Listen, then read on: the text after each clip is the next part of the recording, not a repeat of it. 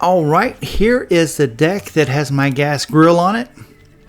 And I don't know why I have always considered this a separate deck unto itself, opposed to the back porch deck that you walk onto when you go out the sliding glass door.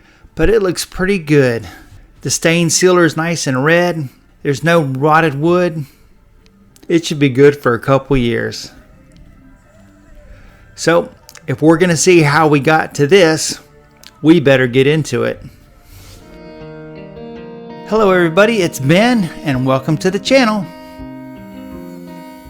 So I started this project back in spring and the date I filmed this was March the 2nd.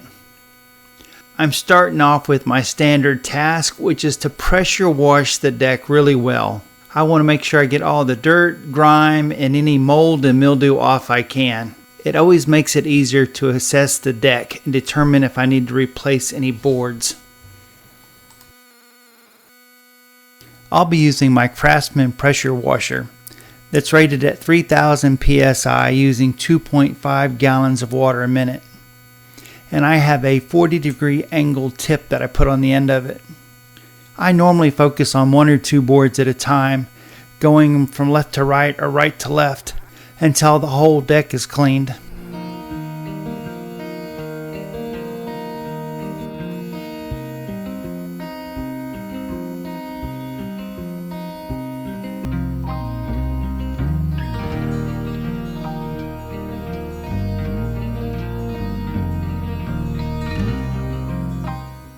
Here's a board that'll need to be replaced.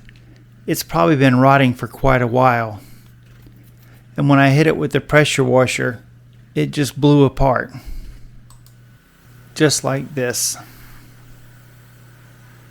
Okay, a day has gone by and the deck has had a chance to dry up some.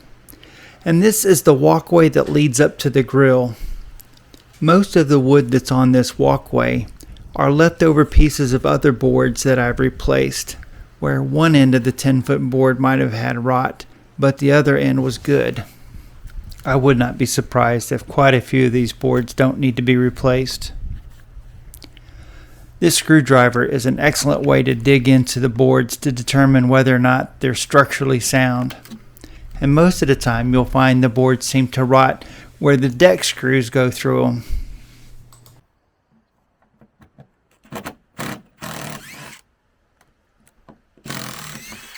I'll do the best job I can on trying to get all these deck screws out, but some of the screw heads are just too boogered up for the torque bit to be able to get a bite on and unscrew them. This deck screw seems to be one of them. The torque bit is just spinning in the head.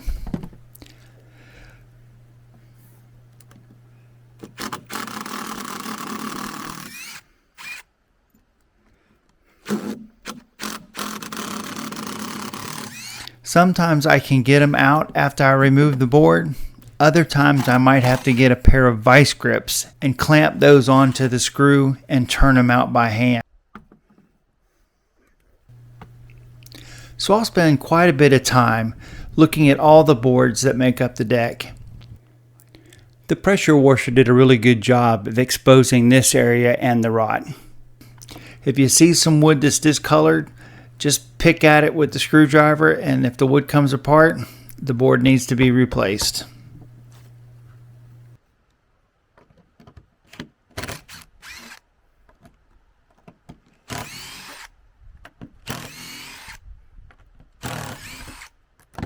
I'm always surprised with how bad the deck looks after I pressure wash it. You would think being cleaned would make it look better.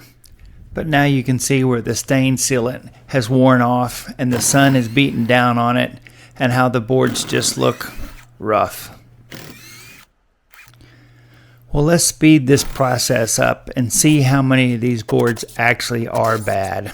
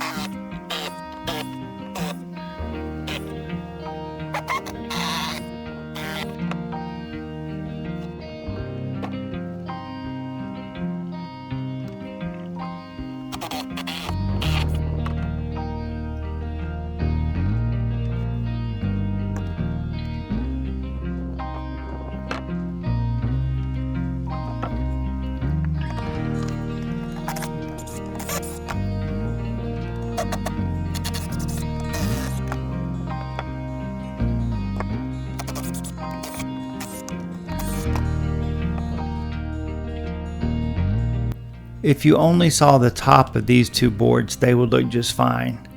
But once they're pulled out and you can see the ends, you can see the rot. I really want to get another 5 or 6 years out of this deck before I have to stain and seal it again. So to me, it doesn't matter if I have to replace 1 board or 10 boards. I just want to make sure the boards that are there will last until the next time I have to stain seal this deck. I'd like to finish this walkway off before I quit tonight, so I'm going to use my DeWalt Orbital 6-inch sander with 80 grit sandpaper. I'll follow that up by sanding it again with 120 grit sandpaper, and that should remove all the imperfections from the surface and prepare it for the stain sealant. So even though the ends of this deck board were rotten, the center's just fine. So I will cut off the ends and use the center of the board to replace one of the boards on the walkway. I also need to replace the board that's under this post. Now that all the rotten or damaged boards have been removed, I will sand any surface I can get to with 80 grit and then 120 grit sandpaper.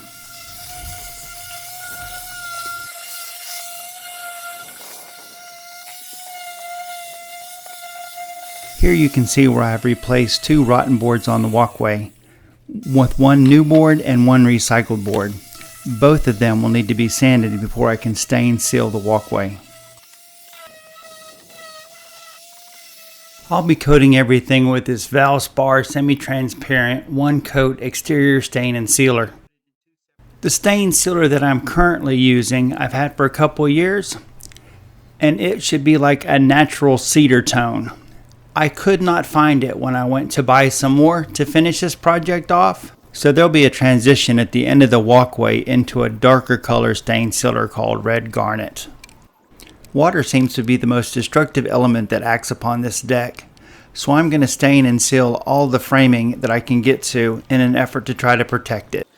This image is from early 2009, shortly after I refinished the deck. This is the oldest portion of my decks, and it was built in 2002. In May of 2013, I completely dismantled the deck. I looked over the wood and repurposed any of the wood that was still in good shape. You can tell the difference between the old and new wood by the color contrast. I also changed the design of the deck to make more room for the grill and a bench.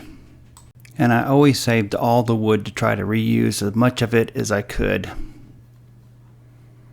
And this is the finished product from 2013. This is when I chose to sand the surface of the deck. First with 80 grit and then following that up with 120 grit until it was smooth. I have 1 board that's on the edge of the deck leading down to a step, and it's not 5.5 inches wide, so I had to cut it down on my table saw to 4 inches wide. It does feel good to finally be cutting the boards to put back down on the deck. If the board's long enough, I will cut off the ends to make sure I have a true 90-degree cut. This is probably one of the easiest ways to make sure when you cut a board you have it to the right length and angle, is just to put it down where it's going to go and draw a line on the board where it needs to be cut.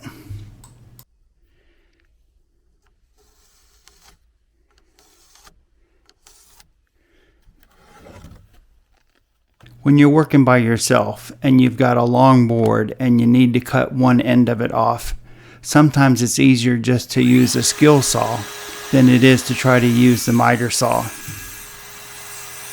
And this battery operated DeWalt circular saw even makes the cut easier.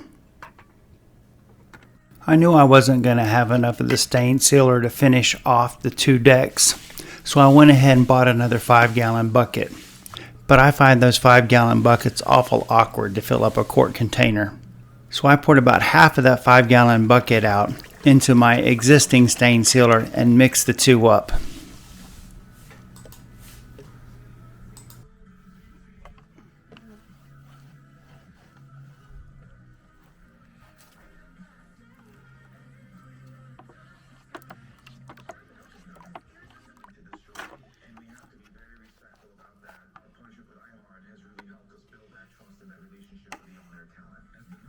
So there's my 2-quart container that I like to put my stain sealer in, and it's a whole lot easier to fill that up with that 5-gallon bucket half full than it would be with a full bucket. Alright, I'm going to start by getting all these covered with the stain sealant. And I'm going to do that before I put them down because it's a lot easier to get the sides of the boards now than it would be if they were screwed into the deck. I just want to get as much stain sealant on all the edges as I can. And that's the best way to do it. One thing nice about this stain sealant is it doesn't take too long to dry. Normally I try not to use water-based products, but it does make cleanup a lot easier, and when I get it all over my hands, I can scrub it off in the shower. Well, after I got this first board stained and sealed, I noticed there was some trash in between some of the other boards, probably from the oak tree above. So I took a minute to make sure all that was cleaned up. So everybody has their preferred method of getting the stain sealant onto the deck. Some people use sprayers, others rollers. I know they're quick, but I prefer to do it the old-fashioned way with the paintbrush. I can work it into the cracks or any splits into the wood. I know it takes a little bit longer, but it has worked for me over the years, as proved by how long these decks have lasted. Obviously, I got it finished, and it turned out really good, and I got every place that I could get with that stain sealant, which makes me feel really good, especially on the frame. Now it's just down to putting all these boards back on and getting them screwed in place. I have to apologize. I did something off camera that is a real cheat to make things easier. When I was cutting these boards, I started from one side of the deck and worked to the other. And I put a number on each board. And the number's on the end of the board that's closest to the tree. So that way all I have to do is pick up a board, flip it over, and if it's got a number on it, which it does, I put it in the right order, and I put that end of the board towards the tree. I don't know how, maybe it's because I've been doing some work on the upper deck also, but I am one board shy. So we're going to move on to getting all these boards screwed in, and then we'll address the boards we're missing.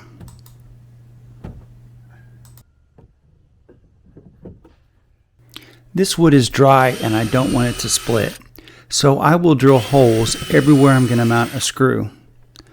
And I decide where to put those holes by just looking straight down at the deck. You can see the joist underneath it, in between the cracks. So I just line my holes up with that joist, and then I'll use the impact driver and drive them flush with the surface of the wood. You don't want to sink them in if you can help it, because that'll just be a place for water to pool up. And I will repeat this process everywhere there's a joist. Drill a hole and put the screws in. Now let's see if we can't speed this up and see if I make some real progress.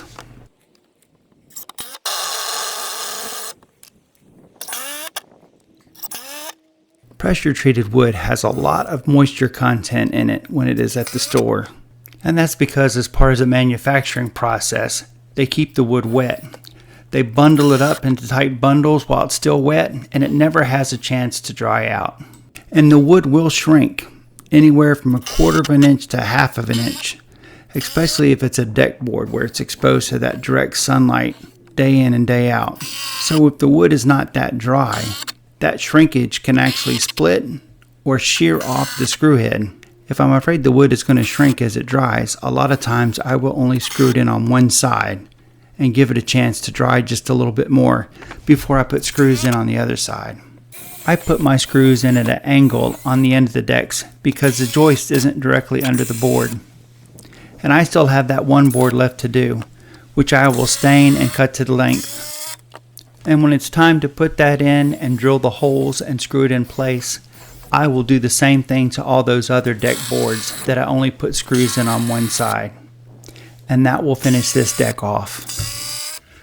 It's first thing in the morning and the birds are tweeting, but this is the final. I just wanted to show you what it looks like and wrap this video up. And there you have it. You can't tell from this angle, but when you get up close, I'm always talking about reusing the boards. You can see the screw holes. where it used to be someplace else on the deck. This board is a brand new board, and it's got just a tiny bit of a different color. And you can see the slight coloration difference between what was the old stain and the new stain. The new stain's a little bit deeper and darker red. But I think it turned jam up. Well, that's it. Thanks for watching. Like, subscribe, check out those playlists, and I'll see you in that next video.